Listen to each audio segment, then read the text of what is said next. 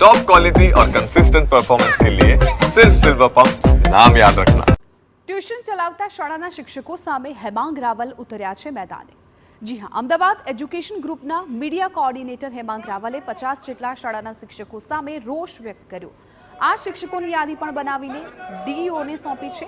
આક્ષેપ છે કે શાળાના શિક્ષકો સરકારના નિયમ વિરુદ્ધમાં જઈને પોતાના ખાનગી ટ્યુશન ચલાવી રહ્યા છે। શાળામાં સારો પગાર વસૂલતા હોવા છતાં ખાનગી ટ્યુશનમાં ફી વસૂલી રહ્યા છે। હેમાંગ રાવલે નિયમ જણાવતા કહ્યું કે જે શિક્ષક શાળામાં અભ્યાસ કરાવતો હોય તે શાળાના પરિસર કે બહાર ટ્યુશન ચલાવી શકે નહીં, છતાં શિક્ષકો આ નિયમો ભંગ કરીને ટ્યુશનમાં બેફામ ફી વસૂલી રહ્યા છે, જેને બંધ કરવામાં માંગ કરી છે। તેમણે આક્ષેપ કર્યો છે કે અગાઉ રજૂઆત બાદ પણ ડીઈઓએ કામગીરી ન કરી। જો હવે ફરી પગલાં નહીં લેવાય તો આગામી સમયમાં જનતા રેડ કરવાની ચીમકી ઉચ્ચારી।